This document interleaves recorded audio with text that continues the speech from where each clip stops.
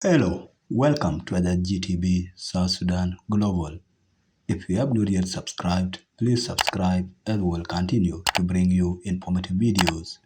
President Kiir has never participated in any election except in 2010 when he ran as first vice president of Sudan and president of the then semi-autonomous Southern Sudan. Elections were to be held in 2015, but President Kiir and some shadowy figures in the Jiang Council of Elders (JCE) stage managed an unproven coup d'etat in December 2013. The staged coup plunged South Sudan into its first civil war. The plausible reason that historians give is that President Kiir and the JCE were scared to death when Dr. Riek Machar's faction challenged the latter's leadership at the SPLM convention. When the revitalized agreement was signed in 2016, a new government was sworn in, but it imploded on July 16, 2016. President Kiir has been using the conflicts across the country to trample upon the democratic rights of South Sudanese. President Kiir has used his right-hand man, General Akol Kor Kuch, the Director General of the National Security Service, NSS, to perpetuate extrajudicial killings, torture, and organ harvesting from political and human rights activists held in the satanic Blue House, Riverside, and other safe houses across the country. These crimes will soon land General Akol Kor Kuch and his boss, President Salva Kiir, at the dock of the International Criminal Court, ICC, which has started documenting the horrific crimes the two have committed. President Kiir's reign of terror has sowed discord across the country, with the hardest hit area being the Upper Nile state, particularly Malakal, the very venue he wanted to hold his so-called endorsement rally. Without fear of contradiction, President Kiir, with the aid of his underboss, General Akol Kor Kuch, has been accused of funneling weapons to competing communities, not only in Upper Nile state, but also across South Sudan. The country is on fire, courtesy of President Kiir and his de facto assistant, General Akol Kor Kuch. Toward the end of last year, SPLM political honchos used the pilfered money from the public coffers and Nile Fed to successfully endorse President Kiir in Wau, Western Bahr Ghazal State.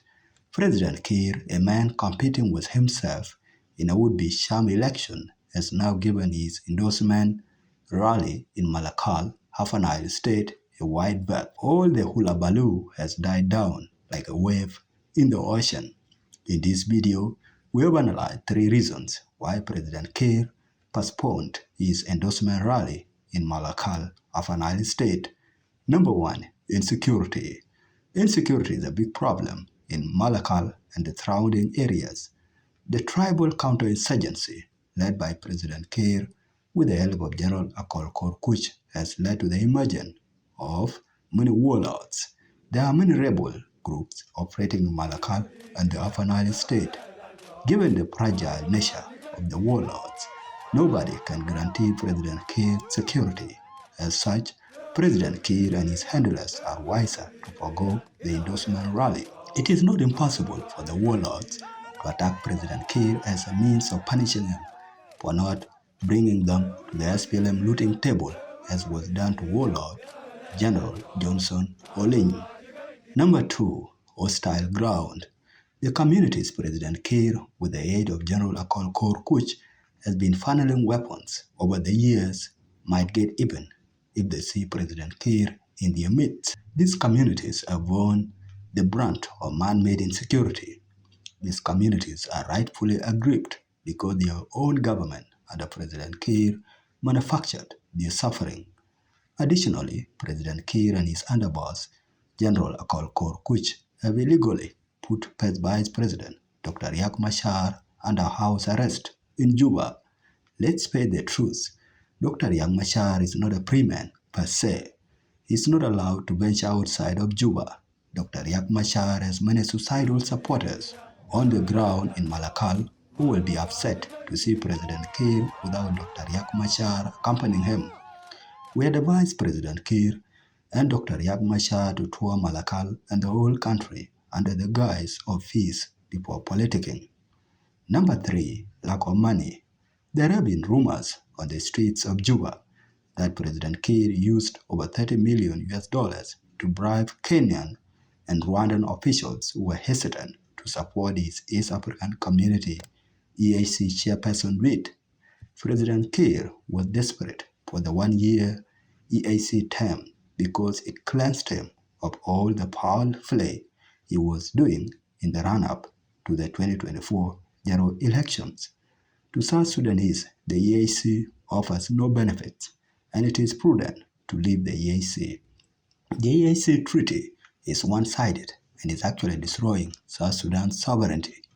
The EAC treaty question will feature prominently in this year's general election, despite President Kiir spending a large sum of money buying support for the EAC chairperson bid. He even went further in surrendering our lands to Uganda and Kenya, which have already been discussed in the previous video, why President Kiir surrendered South Sudan lands. The lavish spending drained President Kiir's pocket. Thus, his endorsement rally cannot take place until he has illegally siphoned funds from the public coffers and the Nile Fed. President Kiir spent over $10 million in Wau, Western Baragazal state, yet civil servants and the disciplined forces have never been paid since July last year. In sum, these are some of the reasons President Kiir postponed his endorsement rally in Malakal, Upper Nile state. What do you think? Let us know your thoughts in the comment section. Please don't forget to subscribe to SSGTV South Sudan Global.